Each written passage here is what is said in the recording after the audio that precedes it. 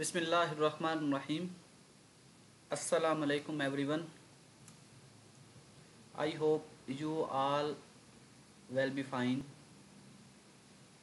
So today we are going to discuss about communicable disease and their classification.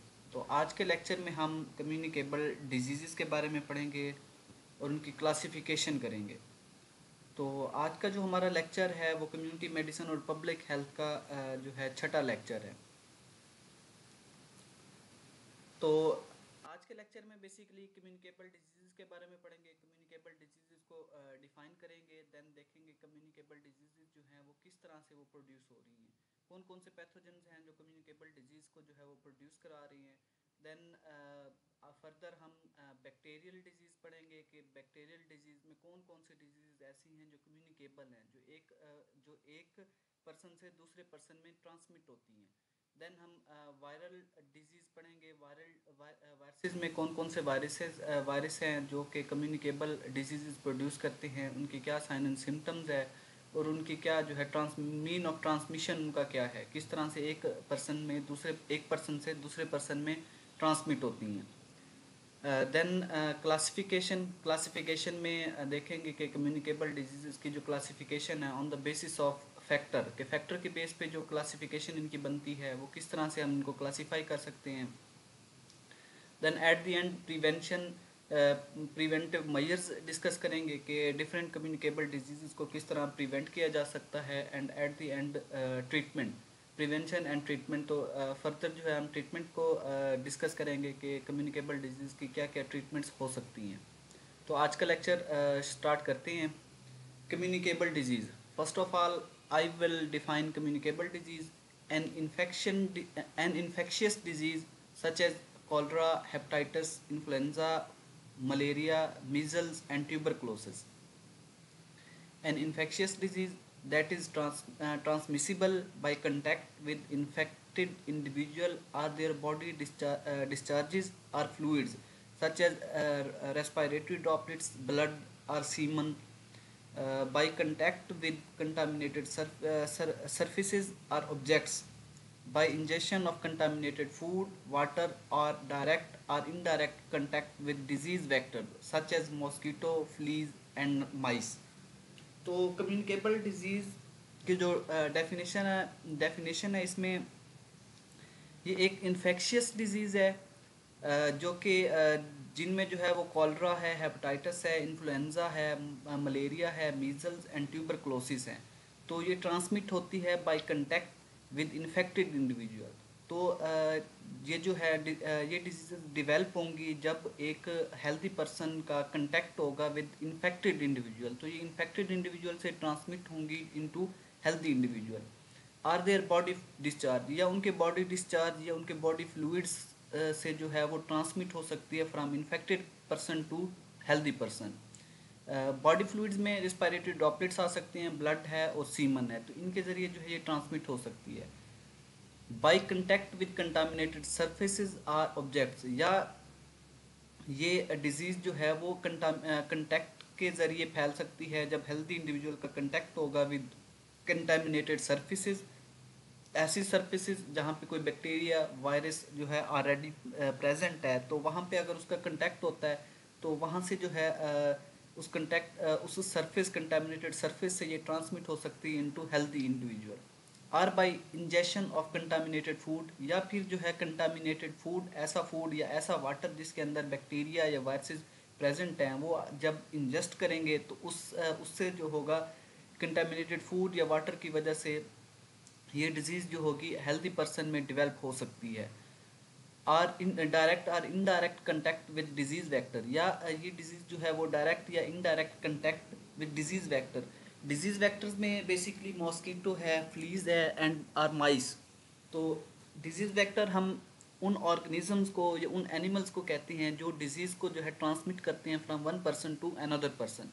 तो उनके साथ जब direct या इनडायरेक्ट कंटेक्ट होगा किसी हेल्दी इंडिविजुअल का, तो ये डिजीज़ जो है वो उन वेक्टर्स से ट्रांसमिट होगी इनटू हेल्दी इंडिविजुअल।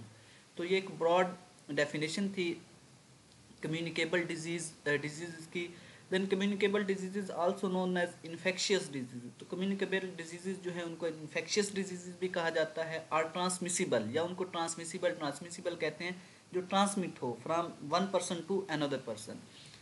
तो इनको ट्रांसमिट डिजीजेज भी कहा जाता है। Or illness that result from the infection, तो ये एक ऐसी बीमारी है जो इन्फेक्शन की वजह से हो सकती है। Presence or growth of pathogen, या पैथोजन की प्रेजेंस या ग्रोथ की वजह से भी हो सकती है। Capable of causing biological causing disease, तो ऐसा पैथोजन या ऐसा ऑर्गेनिज्म जो कैपेबल हो डिजीज काजिंग, जो डिजीज काज कर सके, तो उसकी प्रेजेंस की वजह से या उसकी ग्रोथ की वजह से भी ये बीमारी ये डिजीज हो सकती है।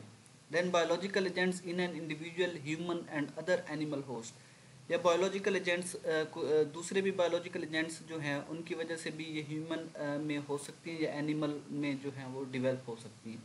तो ये कम्युनिकेबल डिजीज़ की डेफिनेशंस थी और इनका जो था ये इंट्रोडक्शन था।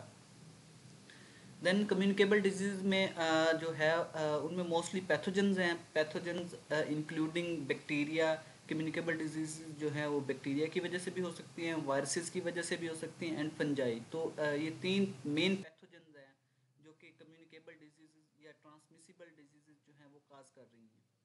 तो फर्दर हम डिस्कस करेंगे कम्युनिकेबल डिजीज़ को on the basis of bacteria, viruses and fungi. तो देखेंगे कि बैक्टीरिया में कौन से बैक्टीरिया हैं या कौन सी जो है वो most common disease communicable disease है जो बैक्टीरिया की वजह से जो है वो डेवलप हो रही है। इसी तरह से वायरसेस में देखेंगे कि कौन सी जो है मोस्ट कॉमन जो डिजीज़ है जो वायरस की वजह से जो है वो डेवलप हो रही है और उसकी क्या ट्रांसमिशन है। इसी तरह से फंजाई को भी हम डिस्कस करेंगे कि फंजाई में जो है फंजाई कौन सी ट्रांसमिसिबल डिजीज़ जो है वो प्रोड्यूस कर रही है। Transmission a person may develop a communicable disease after becoming infected by pathogen. This may happen through, अब इसमें हम ट्रांसमिशन देखते हैं कि ट्रांसमिशन बेसिकली क्या चीज़ है। कम्युनिकेबल डिजीज़ जो एक हेल्दी इंडिविजुअल को इन्फेक्ट कर रही है, तो हेल्दी इंडिविजुअल किस तरह से इन्फेक्ट होगा, उस तरह उसमें जो है वो डिजीज़ किस तरह से ट्रांसमिट होगी from infected person to healthy person. तो हेल्दी पर्सन में किस तरह से इन्फेक्टेड पर्सन से ट्रांसमिशन होगी। ट्रांसमिशन हम कहते हैं कि किस तरह से जो है वो डिजीज़ एक पर्सन से एक इन्फेक्टेड पर्सन से दूसरे हेल्दी पर्सन में किस तरह से वो जाएगी। तो डायरेक्ट कंटैक्ट, तो इसमें जो है एक डायरेक्ट कंटैक्ट हो सकता है विद पर्सन कैरिंग पैथोजन। तो अगर एक हेल्दी इंडिविजुअल का कंटैक्ट होता है डायरेक्टली वो कंटैक्ट करता है एक ऐसे पर्सन के साथ जिसको जो ऑलरेडी इन्फेक्टेड हो, जिसके अंदर वो पैथोजन मौजूद हो, तो उसकी जो है वो ट्रांसमिशन हो सकती है from infected person to healthy person. Then contact with contaminated fluids, इसी तरह से फ्लूइड्स के साथ अगर कंटैक्ट होता है हेल्दी पर्सन का, ऐसा बॉडी फ्लूइड जिसके अंदर बैक्टीरिया या पैथोजन प्रेजेंट है, लाइक ब्लड है, म्यूकस है और सलाइवा। तो ये बॉडी फ्लूइड्स हैं, कंटामिनेटेड बॉडी फ्लूइड्स, इनके अंदर अगर कोई बैक्टीरिया या वायरस है, तो जब हेल्दी इंडिविजुअल का कंटैक्ट होगा इन कंटामिनेटेड बॉडी फ्लूइड्स से, तो चांसेस हैं कि ट्रांसमिशन जो है वो इन्फेक्टेड पर्सन से हेल्दी पर्सन में हो सकती है। Then inhaling contaminated droplets from another person cough और स्नीज, तो इनहेलिंग के ज़रिए भी जो है ट्रांसमिशन हो सकती है। लाइक टीबी की अगर बात करें, तो टीबी में अगर एक टीबी इन्फेक्टेड पेशेंट है, एक ऐसा पेशेंट जिसमें ट्यूबरक्लोसिस है, तो जब वो कफिंग करेगा या स्नीज करेगा, तो उसमें जो होगा ड्रॉपलेट्स प्रोड्यूस होंगे और उन ड्रॉपलेट्स में टीबी काजिंग एजेंट होगा माइकोबैक्टीरियम ट्यूबरक्लोसिस। तो वो माइकोबैक्टीरियम ट्यूबरक्लोसिस जो होगा वो उन ड्रॉपलेट्स में आ जाएगा। तो जब एक हेल्दी पर्सन उन ड्रॉपलेट्स को इनहेल करेगा, तो चांसेस हैं कि उस हेल्दी पर्सन में भी जो है वो टीबी या ट्यूबरक्लोसिस डेवलप हो सकती है। Then receiving a bite from an animal और इंसेक्ट कैरिंग द पैथोजन, या फिर एक ऐसा एनिमल जो किसी हेल्दी इंडिविजुअल को काटता है और उस एनिमल के अंदर ऑलरेडी जो है वो पैथोजन प्रेजेंट है, तो उससे भी जो है ये ट्रांसमिशन हो सकती है। लाइक रेबीज़ का जो वायरस है, वो अगर किसी डॉग में है और वो डॉग जो है वो एक हेल्दी पर्सन को काटता है, तो उस डॉग के सलाइवा के ज़रिए जो है ट्रांसमिशन हो सकती है रेबीज़ वायरस की from dog to healthy person, और जो हेल्दी पर्सन है वो भी जो है वो रेबीज़ डेवलप कर सकता है। देन कंज्यूमिंग कंटामिनेटेड वाटर और फूड, या फिर जो है कंटामिनेटेड वाटर, एक ऐसा वाटर जो ऑलरेडी कंटामिनेटेड है या जिसके अंदर कोई बैक्टीरिया या वायरस प्रेजेंट है, या कोई फूड हो सकती है, फूड जो है ऑलरेडी कंटामिनेटेड है, तो उससे जो है वो अगर वो फूड या वाटर जो है वो एक हेल्दी पर्सन जो है इनटेक करता है, तो उसमें भी जो है वो ट्रांसमिशन थ्रू कंटामिनेटेड वाटर और फूड हो सकती है। Once a pathogen has entered a person's body, it will begin replicating. तो जब पैथोजन जो है वो एक हेल्दी पर्सन में एंटर होगा तो वो रेप्लिकेट करेगा, बेसिकली रेप्लिकेशन करेगा, अपनी तादाद जो होगी वो बढ़ाएगा। द इंडिविजुअल में then begin to experience symptoms, तो उस हेल्दी इंडिविजुअल में जो है वो सिम्टम्स डिवेल्प होना स्टार्ट हो जाएंगी।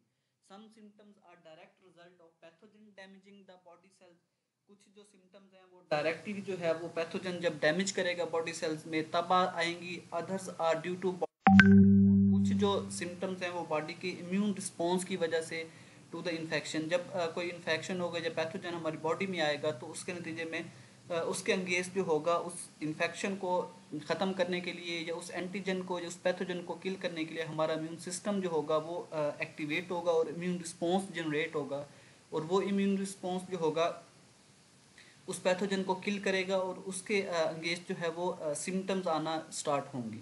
तो communicable disease are usually mild or symptoms pass after a few days, तो कम्युनिकेबल डिजीज़ की जो हैं वो सिम्टम्स हैं वो माइल्ड हो सकती हैं या कुछ दिन के बाद जो है वो ज़ाहिर हो सकती हैं। However some can be serious and potentially life threatening, लेकिन इसमें जो है वो कुछ जो है बहुत ज़्यादा सीरियस केस भी आ सकता है या पोटेंशली लाइफ थ्रेटनिंग भी हो सकती हैं।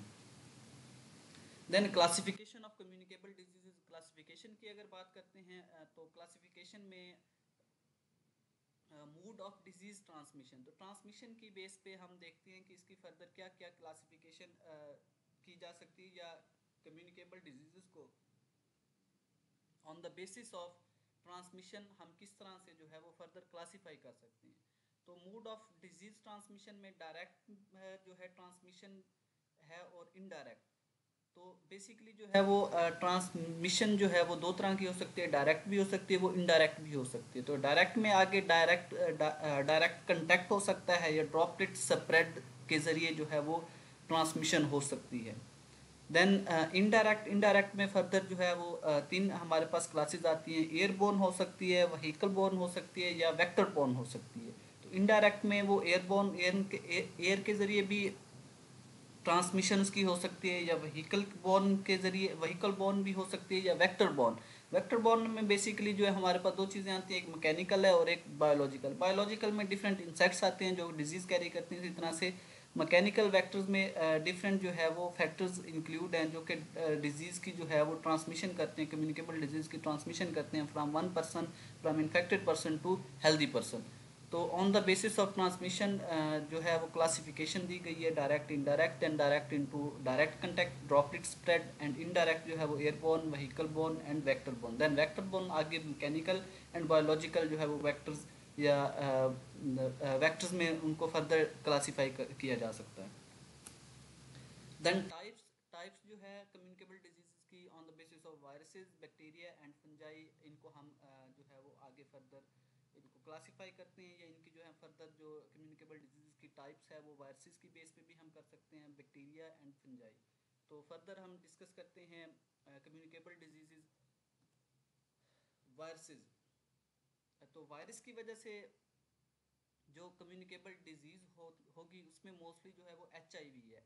HIV stand for human immuno deficiency virus. तो HIV attack the immune system of its host. तो HIV बेसिकली एक डिजीज़ है जिसमें जो है वायरस जो है HIV वायरस वो अटैक करता है हमारे इम्यून सिस्टम को अटैक करता है, this make the person vulnerable to other infectious to other infections and disease. तो जिससे ये होगा कि जो पर्सन है उसका इम्यून सिस्टम स्प्रेस हो जाएगा, उसका इम्यून सिस्टम जो है कंप्रोमाइज्ड हो जाएगा, उसकी इम्यूनिटी जो होगी वो बहुत कम हो जाएगी, जिसकी वजह से जो फर्दर वो पर्सन जो है वो वल्नरेबल होगा, और डिफरेंट अदर डिजीज़ जो हैं उसको अटैक करेंगी, उसको इन्फेक्शन होगा। तो HIV या एड्स, इसको एड्स भी कहा जा सकता है। तो एड्स में बेसिकली इम्यून सिस्टम जो है होस्ट का वो इम्यूनो कम्प्रोमाइज्ड हो जाएगा या वो कम हो जाएगा।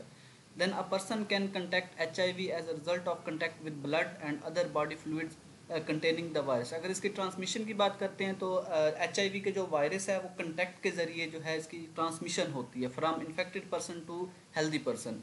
और ये जो कंटैक्ट जो होगा वो ब्लड के ज़रिए भी हो सकता है या बॉडी फ्लूइड्स के ज़रिए भी जो है वो हो सकता है। द सिम्टम्स ऑफ HIV में develop gradually and in stages. और HIV की जो सिम्टम्स हैं वो ग्रेजुअली जो है वो डेवलप होती हैं और स्टेजेस में आती हैं। This can include fever. HIV का जो पेशेंट होगा उसमें फीवर होगा, उसे चिल्स, रैश, बॉडी पे जो होंगे वो रैशेज होंगी। देन माउथ सोर, जो मुंह में उसके मुंह में जो है वो सोर्स वगैरह, छाले वगैरह होंगे। देन सोर थ्रॉट, उसका गला ख़राब होगा।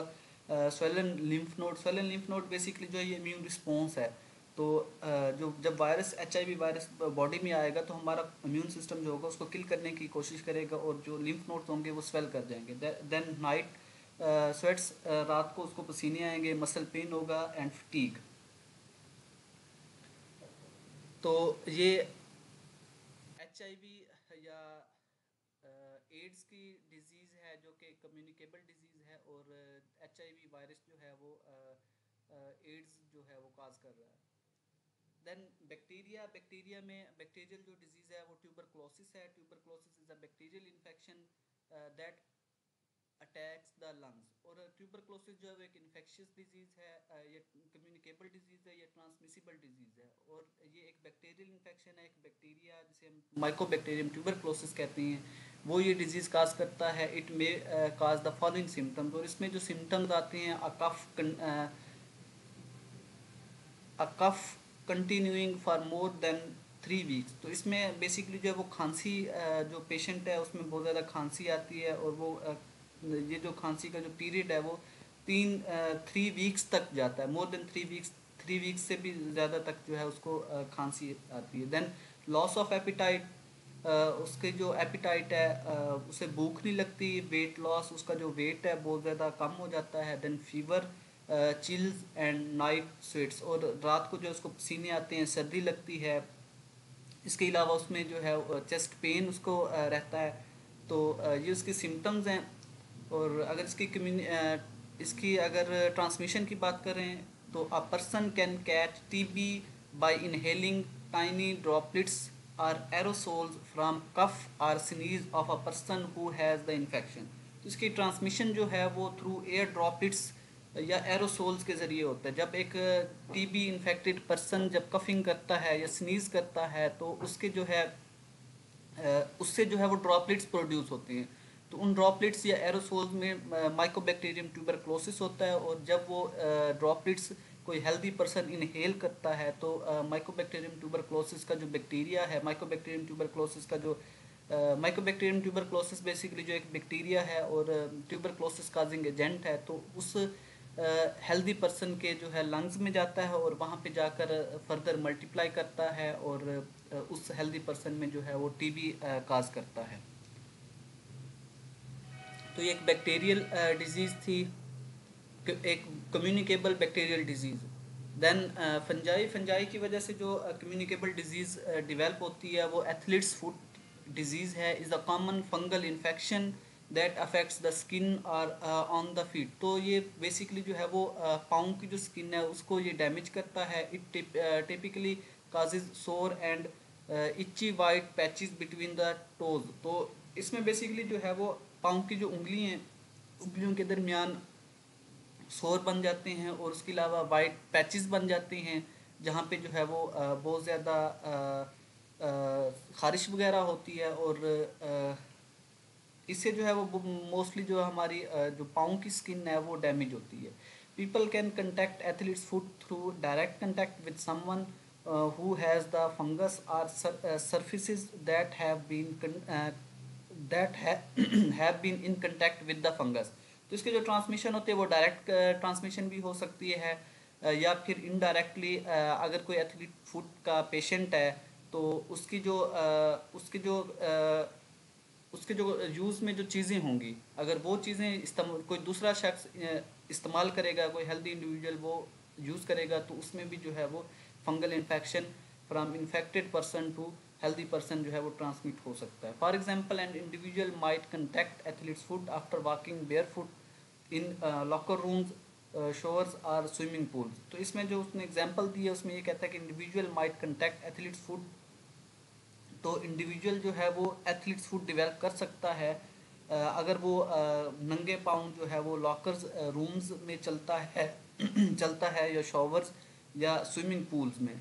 तो ये ऐसी जगह हैं जहाँ पर जो है वो बहुत ज़्यादा नमी होती है, तो फंजाई जो है वो मोस्टली ऐसी जगह पर जो है वो प्रोड्यूस होती है या डेवलप होती है जहाँ पे पानी जहाँ पे जो है पानी की कंसंट्रेशन या पानी जो है बहुत ज़्यादा हो। तो ये ऐसी जगह हैं जहाँ पे पानी बहुत ज़्यादा होता है, तो यहाँ पे फंजाई जो है वो प्रेजेंट होती है। और अगर कोई शख्स अगर कोई इंडिविजुअल जो है वहाँ पे जाता है और नंगे पाँव जो है वहाँ पे चलता है, तो उसमें जो है एथलीट फुट या फंगल इन्फेक्शन जो है वो डेवलप हो सकता है। Then prevention, people can reduce their risk of contacting or transmitting disease causing the pathogens by following steps below. तो जो है प्रिवेंशन जो है इसकी वो किस तरह से हम इसको प्रिवेंट कर सकते हैं, उसमें washing their hands properly and regularly. तो इसमें अपने जो हाथ हैं वो प्रॉपरली वॉश करने चाहिए और रेगुलरली जो है उनको जो है वो साफ़ रखा जाए और उनको वॉश करना चाहिए।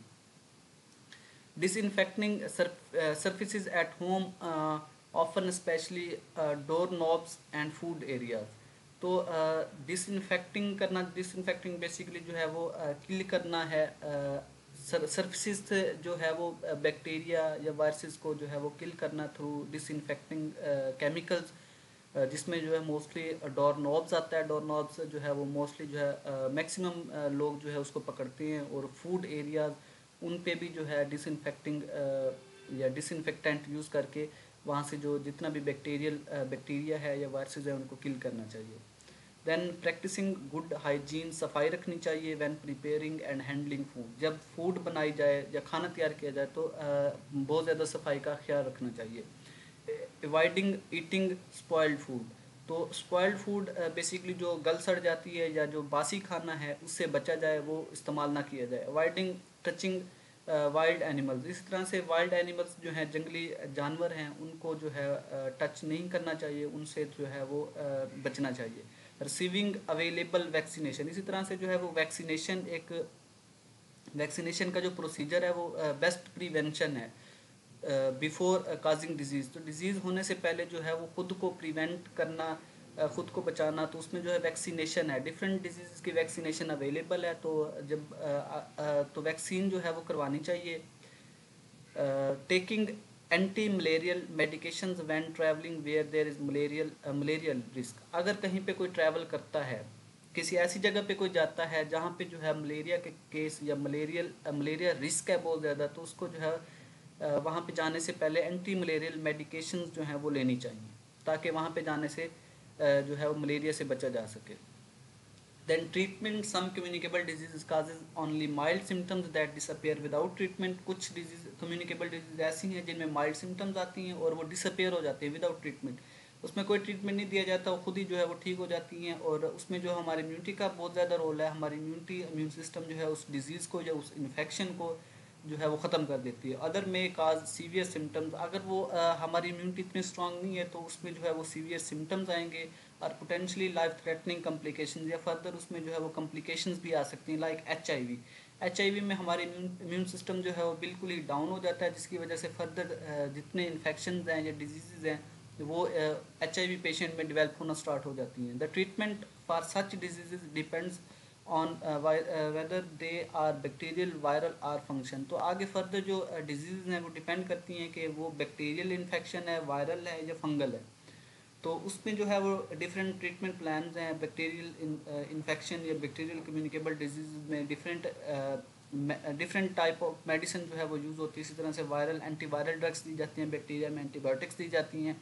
इसी तरह से अगर कोई फंगल इन्फेक्शन है, फंगल कम्युनिकेबल डिजीज़ किसी पर्सन में डेवलप होती है तो उसको हम एंटी फंगल ड्रग्स जो हैं वो हम दिए जाते हैं। तो ट्रीटमेंट जो है इसका डिपेंड करता है कि किस तरह का इन्फेक्शन है, बैक्टीरियल इन्फेक्शन डेवलप हुआ है, वायरल इन्फेक्शन है या फंगल इन्फेक्शन है। तो ये आज का लेक्चर था।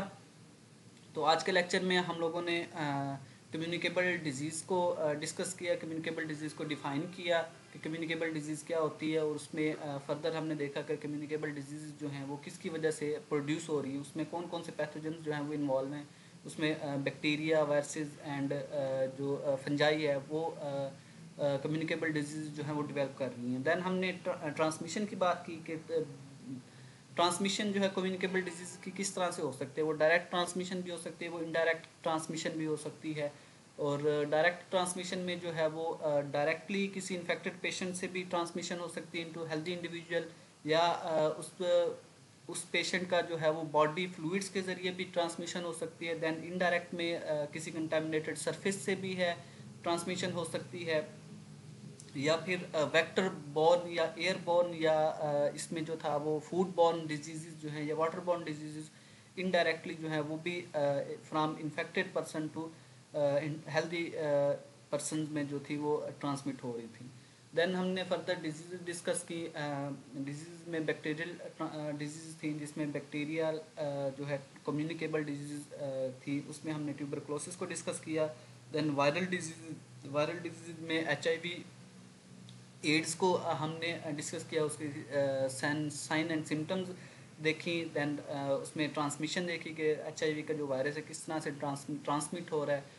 देन फंगल डिजीज़ में हमने एथलीट्स फुट को डिस्कस किया कि एथलीट फुट जो है जो एक फंगल डिजीज़ है, फंगल कम्युनिकेबल डिजीज़ है, वो किस तरह से डेवलप होती है, उसकी क्या ट्रांसमिशन है, उसमें क्या क्या साइन एंड सिम्टम्स आती हैं। देन क्लासिफिकेशन हमने डिस्कस की, classification on the basis of transmission के ट्रांसमिशन की बेस पे हम कम्युनिकेबल डिजीज़ को किस तरह क्लासीफाई कर सकते हैं। Then at the end prevention में किस तरह से हम कम्युनिकेबल डिजीज़ से जो है वो खुद को बचा सकते हैं और दूसरे लोगों को बचाया जा सकता है, अपनी कम्युनिटी को किस तरह से कम्युनिकेबल डिजीज़ से बचाया जा सकता है। देन ट्रीटमेंट में हमने ट्रीटमेंट जो था हमारा वो डिपेंड कर रहा था on the type of infection, bacterial infection, viral infection और फंगल इन्फेक्शन। तो बैक्टीरियल इन्फेक्शन में हमने बेसिकली एंटी बैक्टीरियल या एंटीबायोटिक्स जो थी वो हम दे रहे थे। एंटी फंगल जो थी वो फंगल डिजीज़ में हम लोग देते हैं पेशेंट को। इसी तरह से वायरल डिजीज़ जो है, वायरल डिजीज़ में हम एंटी वायरल जो ड्रग्स हैं वो पेशेंट को देते हैं। तो ये आज का लेक्चर था। आई होप आप लोगों को समझ आ जाएगा। अगर कोई आप लोगों की क्यूरी है तो आप काइंडली ग्रुप में पूछ सकते हैं। अल्लाह हाफिज़।